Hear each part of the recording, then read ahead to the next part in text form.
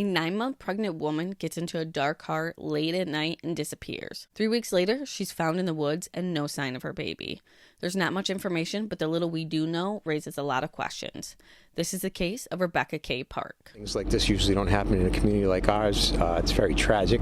Investigators release autopsy reports today for 8 members of an Ohio family killed execution style. We begin tonight with a deadline that has passed for the mother of 2 missing children from Wexford. Hey guys, welcome back to my channel. If you're new here, my name is Amanda and we talk about all things true crime related. So today's case that we're talking about, it's out of Michigan. It's a really recent case, and honestly, the details that are coming out, they're limited and they're coming out fast. This has been in a lot of news stations and a lot of YouTubers are covering it. When I first started covering it, it wasn't that many, but now that her body's been found and more details are coming out, it seems like it's taking off, but I still wanted to cover it. So like I said, there's a lot of details coming out quickly, and some of them are rumors. It's hard to verify a lot of this information depending on where it came from. But as of today, December 4th, this is the information that I've been able to find. And as more comes out, I'll let you guys know like always. But let's get into it. Now, Rebecca's case first hit the public when the Wexford County Sheriff's Department put out a call on November 5th asking for the public's help finding a missing 22-year-old very pregnant woman, like 38 to 39 weeks pregnant. She had been reported missing by her family after her biological mother, Courtney, saw her getting into a dark-colored vehicle around 11:30 p.m. on November 3rd. Courtney mentioned that the windows on the car were so dark that she couldn't even see inside the car. She had no idea who was picking Rebecca up. Now, this entire case, this was in Boone Township, like I said, out of Michigan. It was being reported that Rebecca had recently been given about $2,000 from an inheritance after a relative passed away. And when I say recently, from what I've read, it was that exact day that she disappeared. Now, I have seen some rumblings online saying that she was at her mom's house actually picking up this $2,000 right before she left. But I want to be clear, police have not really said anything too much about before, other than she was at her biological mother's house, Courtney. She would tell people that they did some running around that day. However, there's been nothing confirmed from the police. Now, it has been confirmed that Rebecca's cell phone was found after she disappeared across the street from her mother's house on a 2-track road. And now, if you're not familiar what a 2-track road is, it's basically just an unpaved road that gets used over and over again, I guess, to create a road, to create a path. Now, over the next several days, Rebecca's family, friends, and neighbors, pretty much the whole community, jumped in to help search for her. Knowing that her cell phone was so close. Did she try to come here and knock on the door and I didn't hear her? A million thoughts ran through my head on why it would be there. 9 and 10's Jody Meeson spoke to Becca's family in tonight's top story. She's like, Mom, hold up. I got somebody coming. I'm like, what do you mean you got somebody coming? And she's like, I got somebody coming to get me. Courtney says soon a black car with tinted windows she's never seen before pulls up. She got out of the car, turned around, opened the door back up. She's like, Mom, I'll be back. And she got in the car. They crept up by my truck real slow. And by the time they got to the front of my truck, they took off. Courtney says she and Becca have a somewhat rocky relationship. Becca was in foster care in her youth, but she loves Becca and was looking forward to her grandson's birth. A $10,000 reward is being offered from a family friend for any information leading to her safe return. The detective is coming out today, and we are going to go through all the tips that have come in, what he thinks he should chase down, and what he just thinks he should disregard. Because there is hundreds of tips coming in, but nothing that's solid. Becca's younger half-sister, Kimberly Park, says they're close. We talk at least 2 to 3 times a day, if not more. Kimberly says she doesn't know what to think. She says Becca has disappeared before, but she usually kept in contact with someone. I honestly try not to think about what happened. I mean, she's disappeared before, but someone always knew where she was. And it was usually me hiding her out. She hopes that's what's happened in this case, but Becca needs to contact her. It bugs me every day. I'm losing sleep. I'm constantly screwing up at my job, so it's really hard. Now, law enforcement had ground teams out, they brought in volunteers, and they were covering areas around her mom's house and would push further into the woods. The urgency was high because, like I said, she was 38 to 39 weeks pregnant, and her due date was coming up on November 18th. So people were really hoping that she had just gone somewhere safe, but there's absolutely no trace of her anywhere. Her fiance, 43-year-old Richard Fowler, told reporters that he had called every hospital looking for her. He also said the day before she went missing, the two of them had actually gone to the hospital because she thought she may had already been in labor, but she was told she was only 1 centimeter dilated, and she was sent home.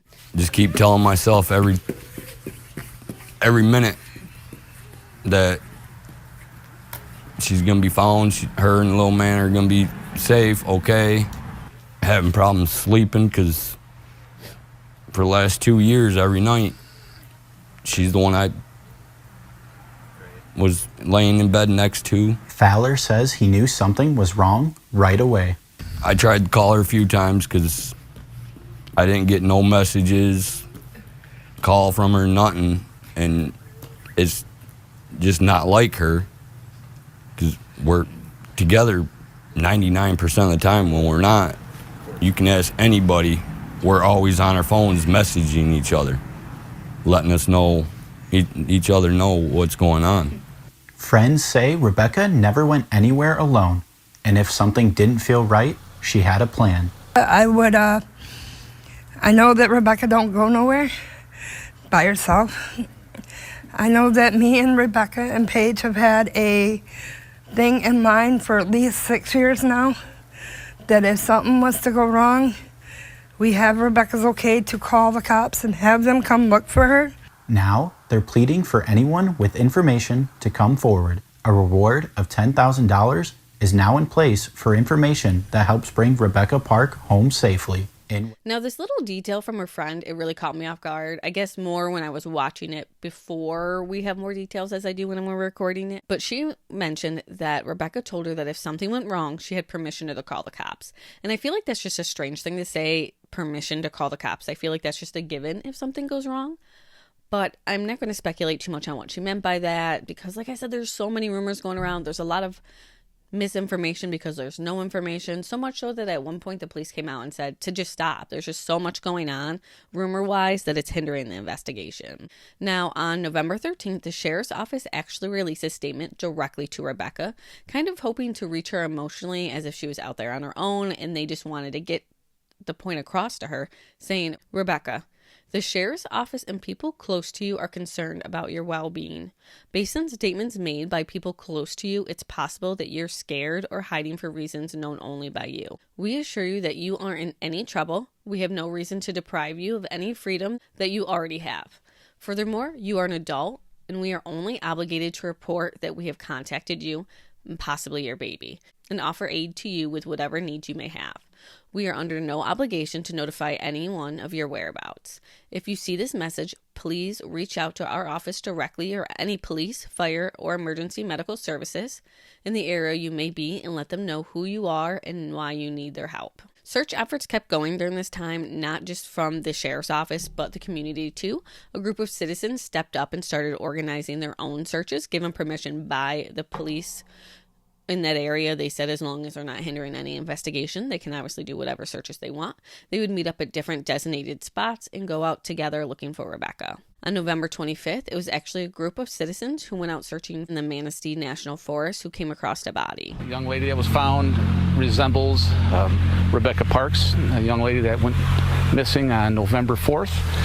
And we are currently actively investigating that. It's a tragic time in our county, and hopefully this brings some closure to this awful incident. Now, the spot that she was found wasn't very far from where she had last been seen, and it was still deep enough into the woods that you really needed a coordinated search to reach it.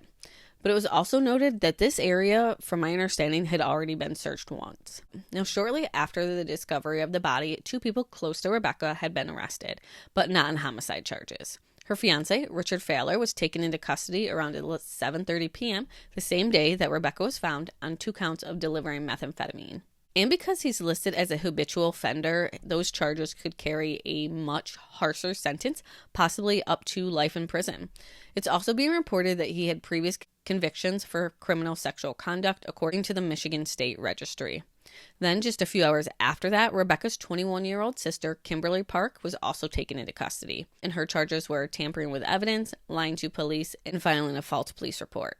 Again, these charges have not been linked to Rebecca's death, and it makes me wonder if these charges were related to Rebecca's death, at least the lying charge, or if that was more related to possibly Richard's charges.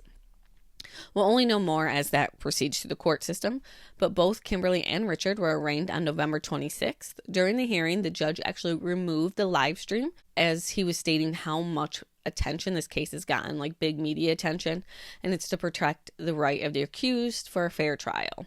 Now, in that hearing, the judge told Kimberly that she was considered a flight risk and she was given a $75,000 cash bond. Richard, he was also in court, and the judge advised him that he was a danger to the community and also a flight risk. He was given a $1 million cash bond.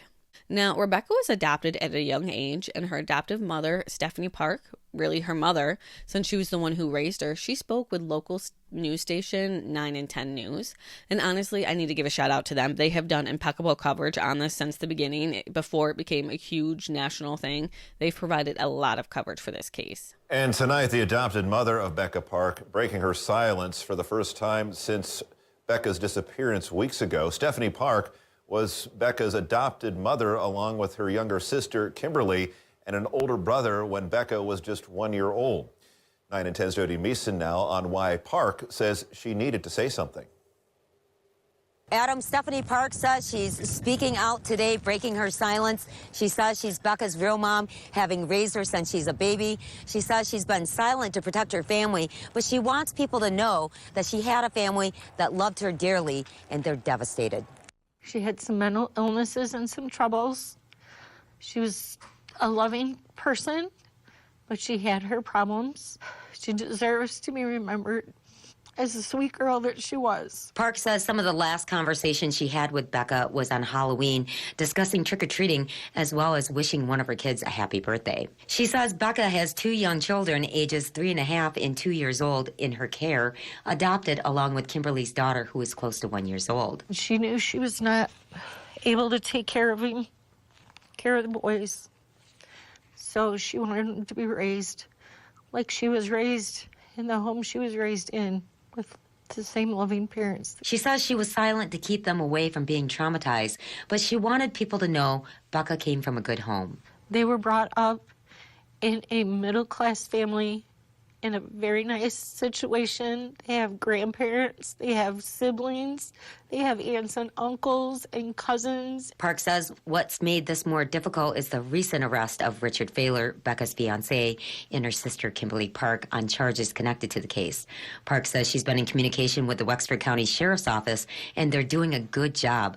Everyone needs to stop with the hate online and let them do their work. They have way more information than what is out there, because they need to make a very solid case. They did not stop working on this. This has never been pushed to the side. There has been hundreds of police officers looking for her and doing everything they can behind the scene. Park says that she appreciates all the well wishes, but she's hoping that people will respect her privacy as they go through this difficult time, especially if they see her in public with the little ones, to please not approach her. Now, more recently, on this past Saturday, November 29th, it was officially confirmed that those remains that were found in the forest are Rebecca K. Park. And according to the press release, the baby that she was carrying was not with her. There's been no information released at that time whether the baby appeared to have been delivered or what could have happened. Her official cause of death is listed as pending, and the sheriff's office said in that press statement that because it is still in an active investigation, the information they release right now is extremely limited. Now, over this past weekend, on November 30th, Rebecca's biological mother, Courtney Bartholomew, and her stepfather, Brad Bartholomew, were taken into custody.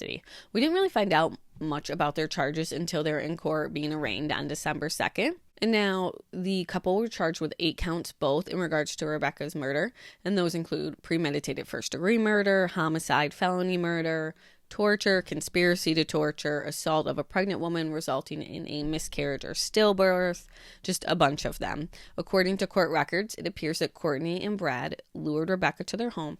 And before I get into this, I just want to give a trigger warning. It's about to get gruesome. So like I said, they lured her to her home. They would force her into a car, and they took her to the Manistee Forest, where once they were there, they forced her to the ground after they stabbed her, and they would cut her baby out. And I just cannot fathom how somebody who carried, you know how I get when I get upset, words, but I just cannot. She was her biological mother. She gave birth to her. I know she didn't raise her, but the fact that she cut her baby out, it just... Thankfully, both have been denied bond. Court documents show that Brad is being charged as a 4-time habitual offender. His record indicates that he served prison time in 2011 for third-degree criminal sexual conduct involving someone between 13 and 15 years old. And then 2017, I guess he was found in possession of CSAM, which is child sexual abuse material. And I don't understand why he got out after only 4 or 5 years. I guess he was released in 2024. And as for Courtney, she does have previous charges or a record, I guess you could say, but that appears mostly to be driving violations, theft, forgery, and fraud dating back to around 2005. Now, the following day, on December 3rd, bonds for Richard Fowler and Kimberly Park, who were originally $75,000 and $1 million, those were reduced down to $5,000, and both have been released. Now, like I said, as I'm recording this on December 4th, around 2:30, that's all that I have and where the case stands. You guys know that I'll be following it closely and keep you guys updated with anything that comes out. If anyone has any information, please call dispatch and request to speak with the Wexford County Dispatch at 231-779-9211. Thanks for hanging out with me today. Stay safe out there. The world's an ugly place.